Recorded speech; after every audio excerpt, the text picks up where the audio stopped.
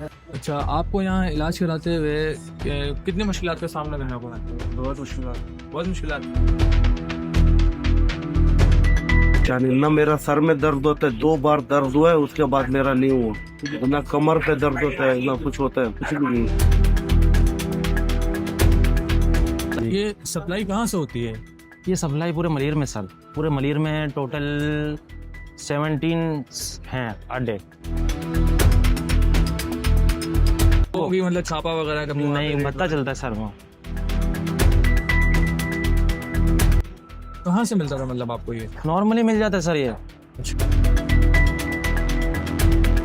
क्या पीते थे आप? कौन सा एडिशन लेते थे? एडिक्शन था मेरा कोकेन ओके। जी, और आइस भी कभी कभी।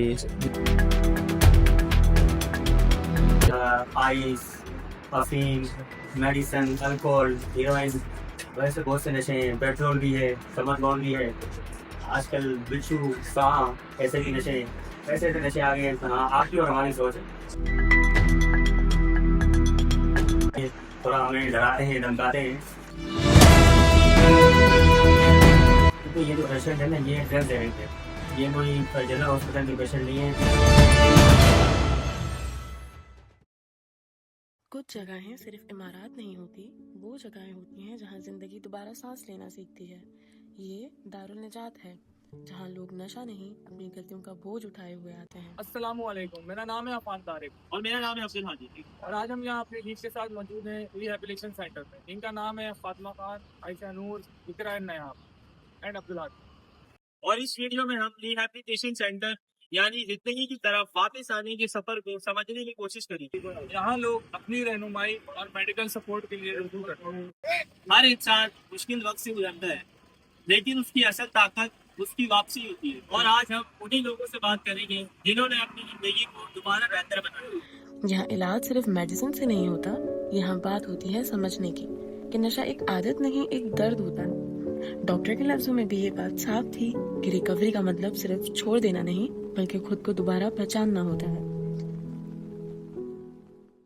अभी हम लोग दारुल निजात रिहैबिलिटेशन सेंटर के अंदर मौजूद हैं। यहाँ पे आ चुके हैं और अब हम डॉक्टर से बात करते हैं उनका यहाँ पे एक्सपीरियंस कैसा रहा, उन्होंने कितना टाइम यहाँ पे सर्व किया है और उनके क्या एक्सपीरियंस है पेशेंट के साथ, उनकी रिकवरी का क्या प्रोसीजर है, ये मालूम करते हैं।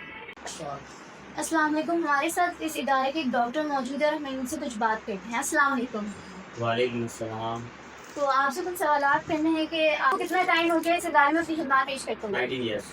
सही, और आपका एक्सपीरियंस यहाँ पे कैसा है, कौन से चैलेंजेस है आपने फेस किए यहाँ पे? देखिए, यहाँ पे एक चैलेंज नहीं है, क्योंकि ये जो पेशेंट है ना, ये ड्रग्स एडिक्ट है। ये कोई जनरल हॉस्पिटल के पेशेंट नहीं है। इन लोगों के साथ जो ना कुछ ज़्यादा ही चैलेंजेस हमें जो ना गुजारने पड़ते हैं यहाँ पर। ये ट्रीटमेंट और इलाजों से हटके है, क्योंकि एक जनरल ट्रीटमेंट होता है, उसको जो ना डॉक्टर चेकअप करके फौरन टेस्ट रिकमेंड कर देता है और मेडिसिन। इस इलाज में काउंसलिंग, मेडिसिन और थोड़ी बहुत परहेज भी चलती है। तो चैलेंज सबसे ज़्यादा ये था जब ये यानी इनकी कोई मीटिंग्स वगैरह नहीं होती है फैमिली के साथ, तो ये थोड़ा हमें डराते हैं, धमकाते हैं। लेकिन मेडिसिन और काउंसलिंग के जरिए अल्हम्दुलिल्लाह ये सेट हो जाता है। और एक पेशेंट को कितना टाइम लगता है मैक्सिमम कवर होने में यहाँ पे?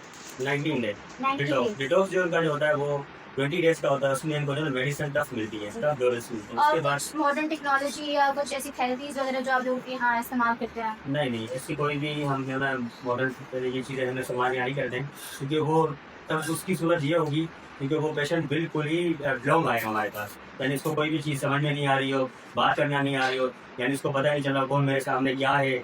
हम जो पेशेंट ले रहे हैं वो इतने ड्रीम्स नहीं ले रहे हैं, थोड़े यानी अच्छे होते हैं कंडीशन में, यानी उनका ऑलरेडी ट्रीटमेंट चल रहा होता है, इस दौरान हम लेते हैं। और क्लासेस भी करनी होती है, इसमें हम घर से भी जाके ले आते हैं। और ये जो फैमिली का जो कॉपरेशन है, मतलब फैमिली इसके लिए कॉपरेटिव होनी चाहिए, आपको इतनी आसानी करती है इस प्रोसेस में, उनके ठीक होने के जो प्रोसेस है इसमें फैमिली का कॉपरेशन कितना जरूरी है? देखिए, डॉक्टर क्या है, एक एतबार, एक भरोसा, और इलाज होता है फैमिली के लिए भरोसा। अगर आपको डॉक्टर के ऊपर भरोसा है तो लाजमी सी बात है आपको फैमिली को भी इन करना होगा। और ये ट्रीटमेंट बगैर फैमिली के नहीं होता है, क्योंकि इनकी जो जिंदगी की जो हिस्ट्री है ना वो फैमिली से ही मिलती है। पेशेंट जो नशे में होता है वो तो स्टार्टिंग में हमें कुछ भी नहीं बताता। और कितने एज के लोग यहाँ पे आते हैं मैक्सिमम, क्या एज लिमिट है? यहाँ पे जो एज है वो 15 ईयर्स से 75 ईयर्स का पेशेंट। सही। इसमें जो ड्रग्स है, आइस, अफीम, मेडिसिन, अल्कोहल, हीरोइन, वैसे बहुत से नशे हैं। पेट्रोल भी है, समरबॉन भी है, आजकल बिच्छू सांप ऐसे के नशे आ गए हैं। हाँ, आपकी और हमारी सोच है। हाँ, यही ड्रग्स फैल चुका है। Thank you so much for your time. Thank you so much. Centre के डायरेक्टर से बात हुई तो समझ आया कि इस जगह का मकसद सजा देना नहीं बल्कि संभालना है। यहाँ हर मरीज को केस नहीं एक जिम्मेदारी समझा जाता है। कुछ लोग ड्रग्स की वजह से यहाँ थे, कुछ और नशों की कैद में। हर कहानी अलग थी, लेकिन एक बात कॉमन थी, सबने कभी ना कभी जिंदगी से हार मान ली थी। और जब इंसान हार मान लेता है तब उसे सबसे ज्यादा सहारे की जरूरत होती है। अस्सलाम वालेकुम। वालेकुम अस्सलाम वरहमतुल्लाहि वबरकातुहू। क्या हाल है? अल्हम्दुलिल्लाह, आप सुनाए कैसे हैं? अच्छा, ये आप कब से एडिक्शन ले रहे हैं? ये एडिक्शन में ले रहा हूँ 2010 से सर। काफ़ी लॉन्ग टाइम है यार। जी लॉन्ग टाइम है, मगर बीच में गैप भी है। 6 साल मैं दुबई में रह के आया हूँ। क्या? हाँ, मेरा यहाँ जो पहला इलाज था वो 2019 में था इसी सेंटर में। फिर मैं 22 दिन इलाज करवा के सीधा दुबई चला गया था। अच्छा, 6 साल वहाँ लगा कर आया हूँ। फिर उसके बाद लेना शुरू कर दिया यहाँ पर आके मैंने ड्रग्स। असल में बात मैं आपसे जो पूछना चाह रहा हूँ, आप यहाँ पे जो आए हैं जी। खुद से आए हैं या आपकी फैमिली ने आपको बोला है? नहीं, मैं खुद से आया हूँ यहाँ। मैंने अपनी फैमिली को खुद कन्विंस किया था कि मुझे यहाँ पे एडमिट करें। वो राज़ी नहीं थे, बोले नहीं आप वापसी दुबई चले जाएं। मैंने बोला मैं थोड़ा सा रिकवर होके जाना चाहता हूँ वापसी। बेहतरीन, बेस्ट है। अच्छा, आप यहाँ पर जहाँ से मतलब आपको एडिक्शन मिलता था, क्या पीते थे आप? कौन सा एडिक्शन लेते थे? एडिक्शन था मेरा कोकेन। ओके। जी, और आइस भी कभी कभी। जहाँ से आपको ये मिलता था जी, तो कहाँ से मिलता था मतलब आपको ये? नॉर्मली मिल जाता है सर, ये अच्छा, नॉर्मली मिल जाता है। अगर आपको एक जगह दोस्त हो ना आपका, जैसे एक दोस्त हो, उनको एक जगह पता हो तो नॉर्मली वो दिखाएगा आपको एक जगह, तो आपको ऑटोमेटिकली जगह पुलिस ने दिखेंगी। उस जगह को कभी रोकने की कोशिश की है? नहीं, हम लोगों की है। अच्छा, हम उन लोगों लोगों को की मतलब छापा वगैरह कभी वहाँ नहीं पे पता चलता है सर वो।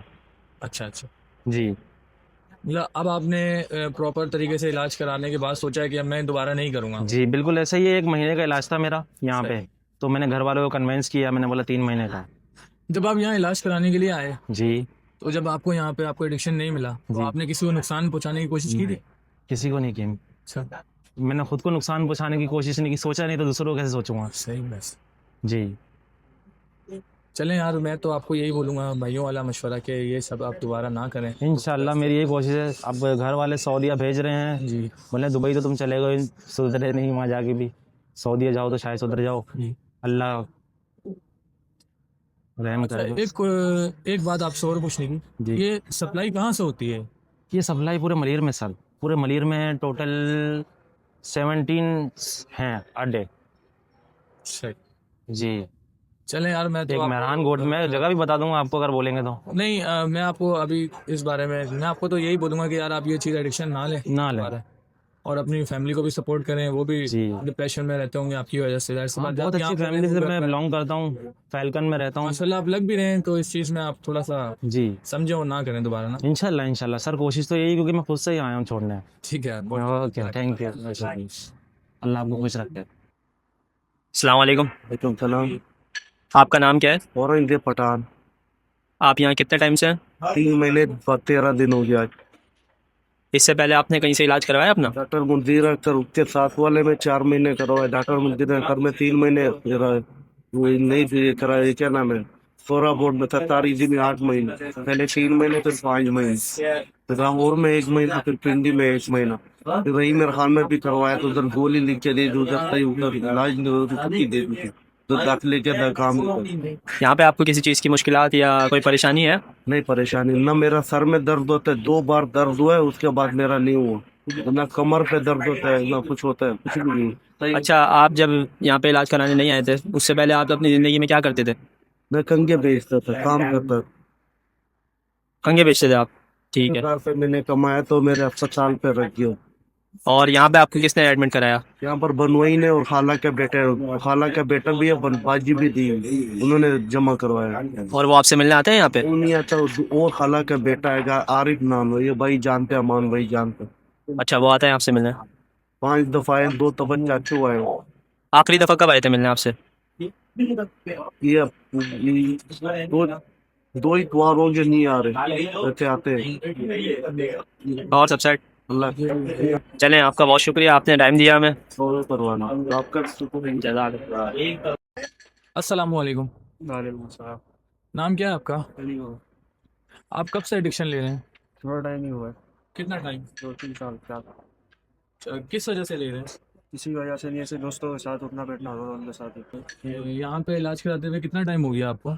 यही महीना होने वाला है। अच्छा, आपको यहाँ इलाज कराते हुए कितनी मुश्किलात का सामना करना पड़ा है? बहुत मुश्किल, बहुत मुश्किलात। कैसी मुश्किलात? मतलब बंद होना नहीं। टैबलेट वगैरह आपको यहाँ पे प्रोवाइड होती हैं? हाँ, टैबलेट वगैरह प्रोवाइड होती हैं? चलो, ठीक है, थैंक यू। बस आपको अपनी फैमिलीज में किस किस की याद आती है? सब भी आता कोई आता है आपको फैमिली से मिलने? है। कोई भी नहीं आता। आपको यहाँ इलाज कराने के लिए किसने जोर दिया? यार, मैं तो आपको एक भाइयों वाला मशवरा दूंगा कि आप कोशिश करो कि ये सब अपना जो इलाज आपका हो रहा है, आप इलाज करवा के ना दोबारा ये चीज़ ना। बिल्कुल भी नहीं करता।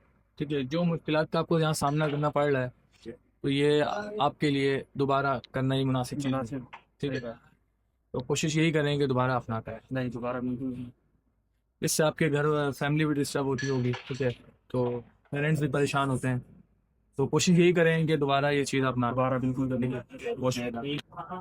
चलिए हम चलते हैं रिहैब पेशेंट फैमिली की जानिब और उनसे जानते हैं कि उनको इतनी अवेयरनेस किसने दी और ये एडवाइस किसने दी कि उनको लगा कि हाँ इनका इलाज होना चाहिए। ये पेशेंट की फैमिली हैं जिन्होंने अपनी औलाद को खोया नहीं लेकिन हर दिन खोते हुए देखा। उनकी बातों में शिकायत कम और दर्द ज्यादा है। कभी ये सोचकर खुद को कसूरवार ठहरा लिया कि शायद कहीं हमसे ही कमी रह गई। कभी पूरी रात जाग कर सिर्फ एक दुआ मांगी कि हमारा बच्चा वापस मिल जाए। ये इंटरव्यू सिर्फ अल्फाज का नहीं, ये इंतजार की कहानी है। और जब वो अपने बच्चे को यहाँ छोड़ते हैं तो दिल टूटता है, लेकिन उम्मीद फिर भी जिंदा रहती है, क्योंकि माँ बाप हार नहीं मानते, वो सिर्फ भरोसा करते हैं।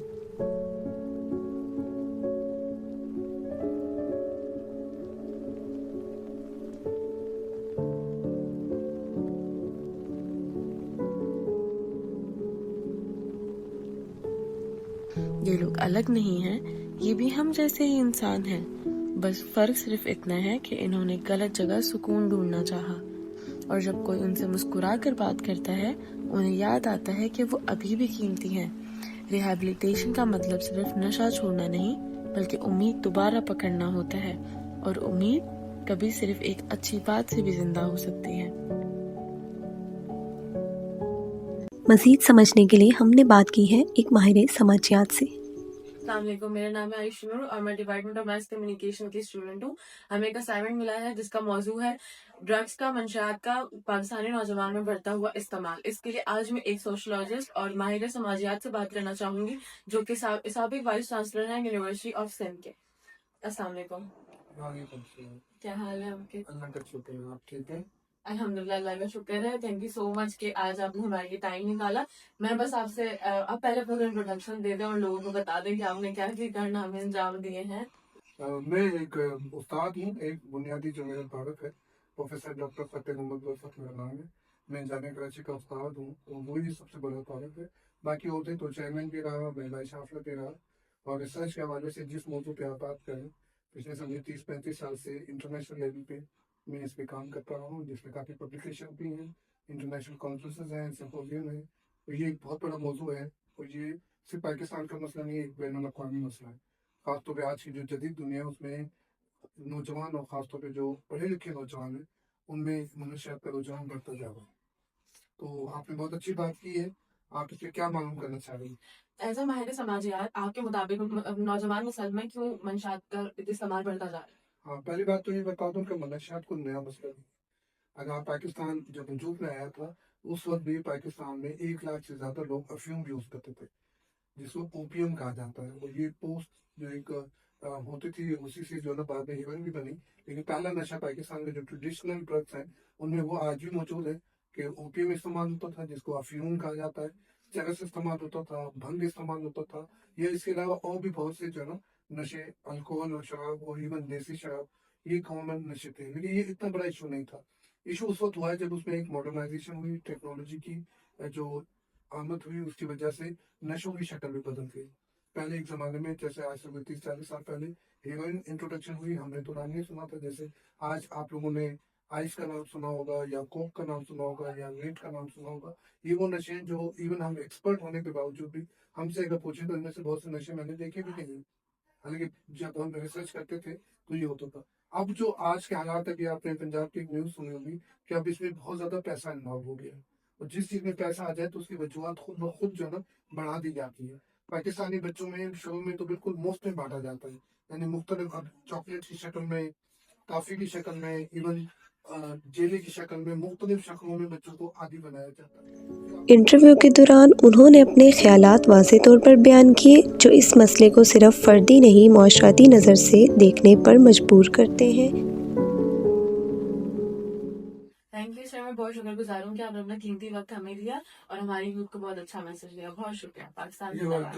वेलकम। ये सिर्फ कहानियाँ नहीं थीं, ये हकीकत थी, और हकीकत तब बदलती है जब हम समझना शुरू कर देते हैं।